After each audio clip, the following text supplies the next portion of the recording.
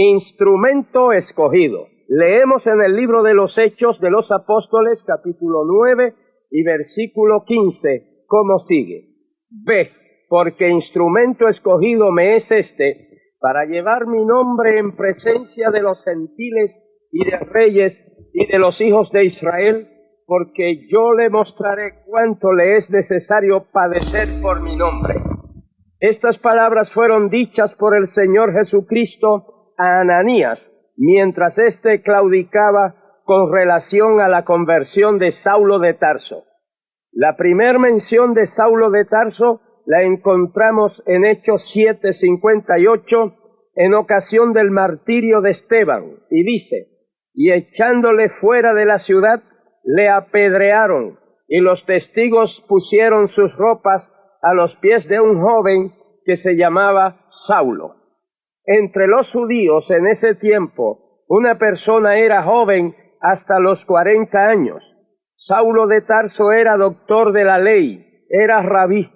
Para dar el voto para el martirio de Esteban, debió haber sido miembro del Sanedrín, el concilio o consejo que gobernaba en materias religiosas, pues dice que Saulo consentía en su muerte, y para ser miembro de este cuerpo, que era el más elevado entre los judíos, debía tener más de 30 años.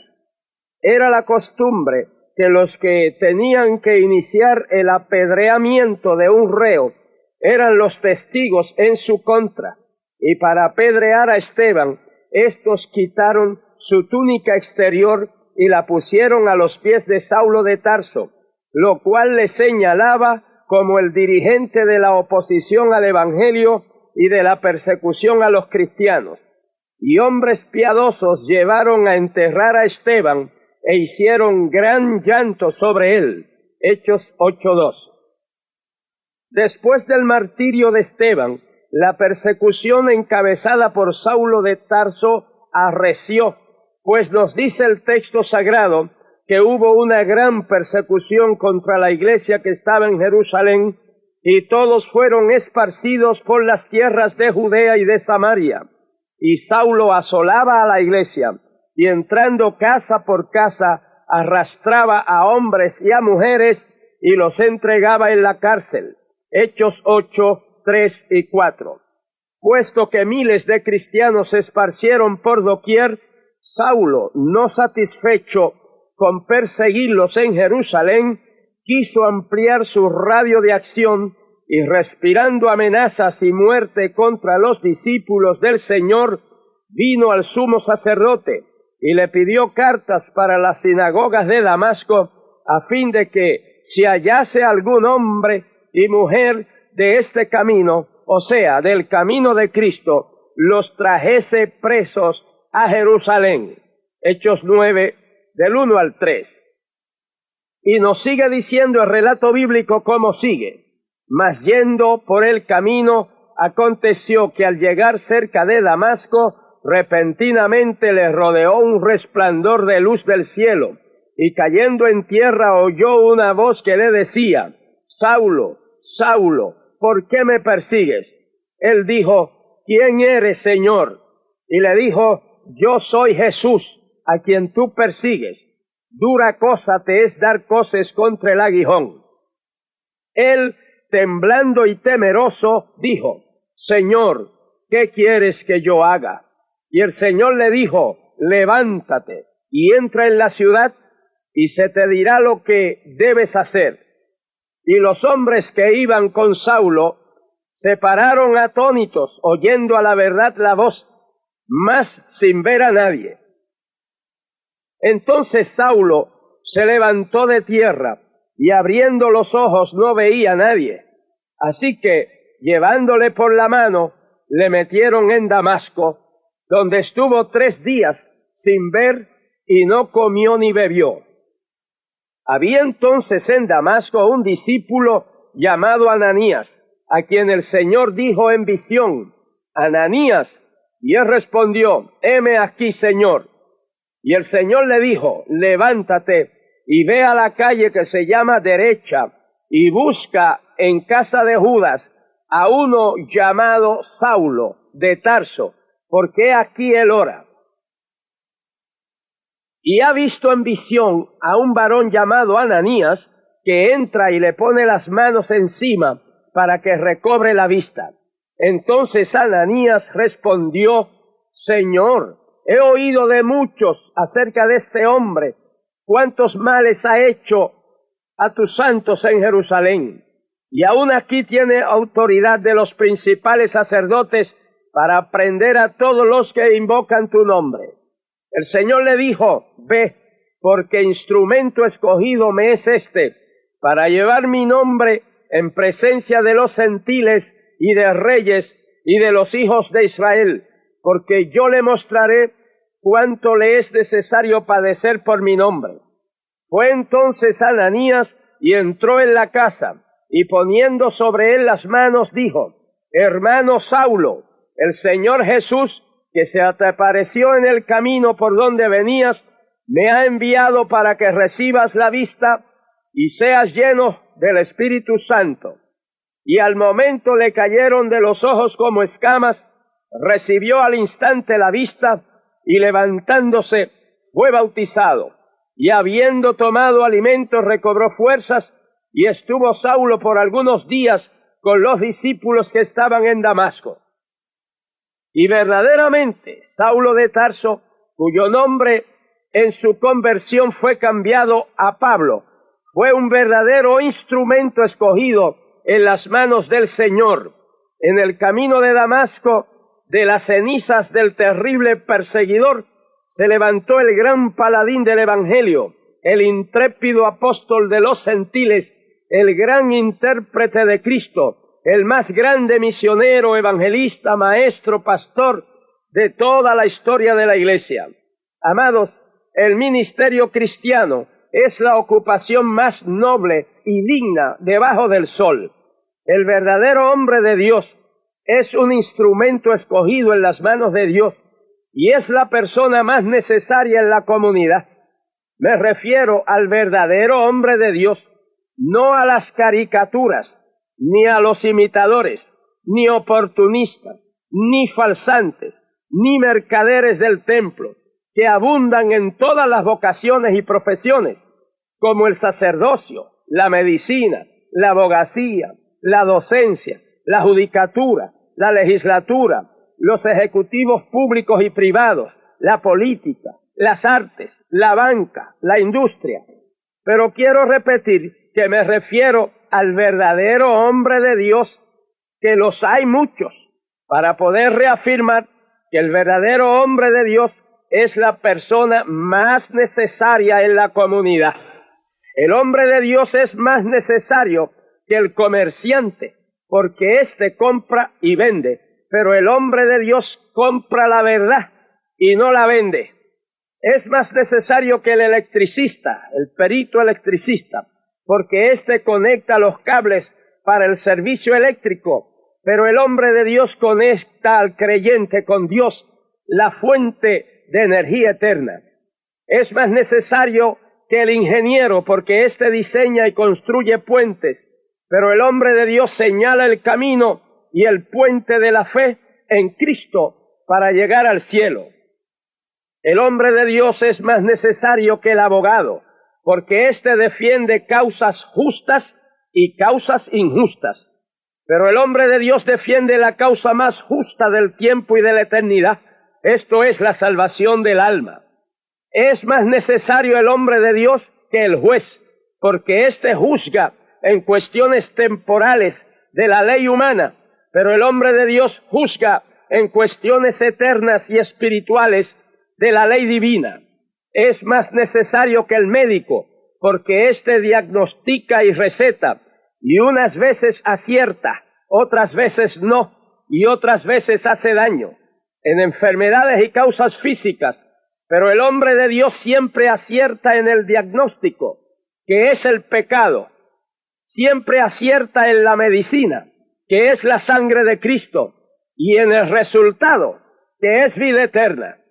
El verdadero hombre de Dios es más necesario en la comunidad que el banquero, porque el capital de éste es material y transitorio, pero el capital del hombre de Dios es espiritual y eterno.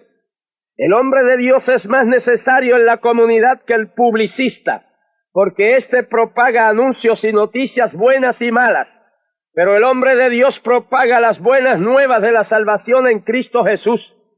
El hombre de Dios es más necesario que el catedrático universitario, porque éste enseña materia y conceptos de ciencia que en pocos años ya resultan obsoletos y caducos, pero el hombre de Dios enseña la palabra de Dios que permanece para siempre. El hombre de Dios es más necesario en la comunidad que el agricultor, porque éste siembra y cultiva la semilla para el sustento de la vida humana, pero el hombre de Dios siembra y cultiva la simiente de la palabra de Dios que sustenta la vida espiritual y eterna.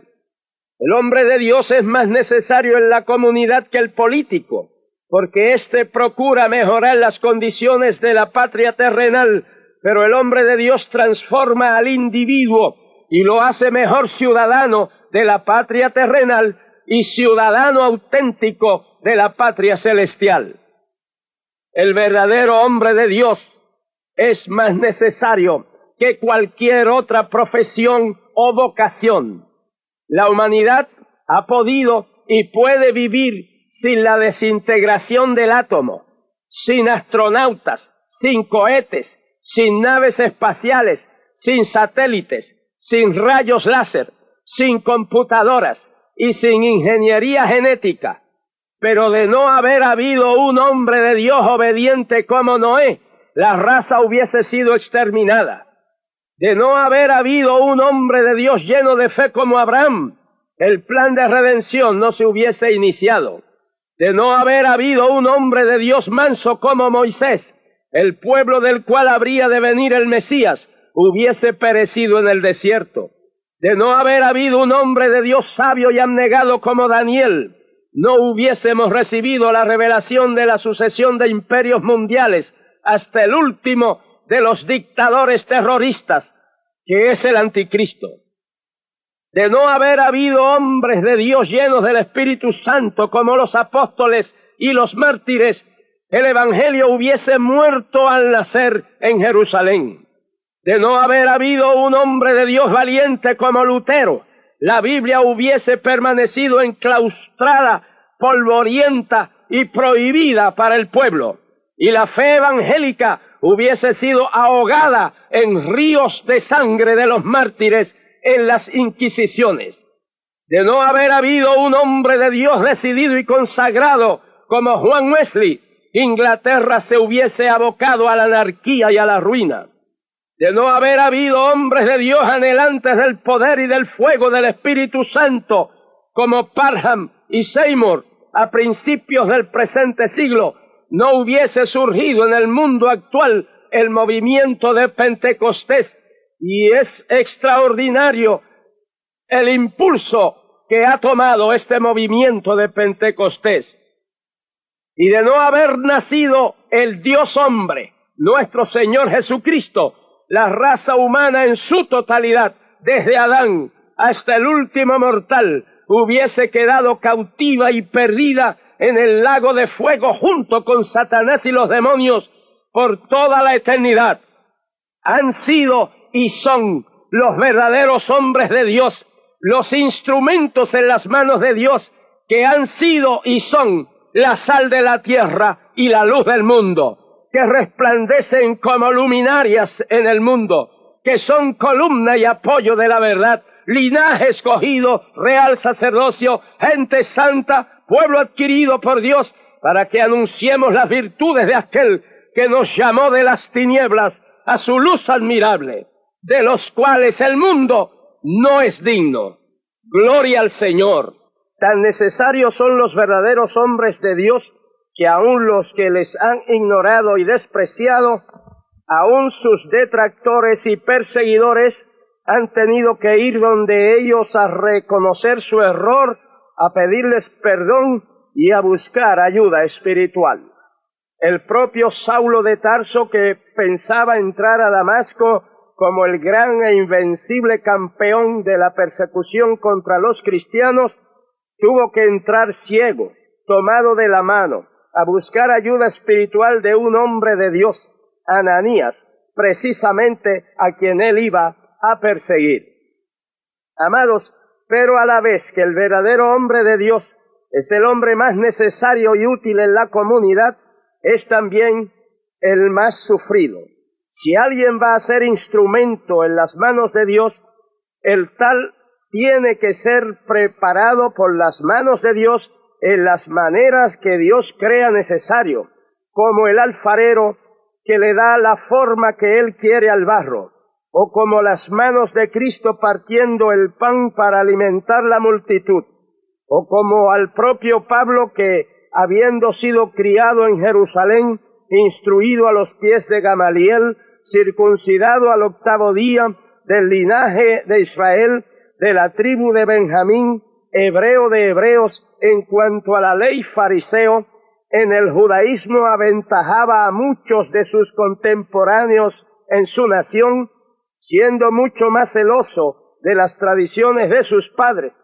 Pero el Señor le llevó a un retiro de varios años en Arabia para moldearlo y prepararlo, de modo que él pudiera decir: pero cuántas cosas eran para mi ganancia, las he estimado como pérdida por amor de Cristo.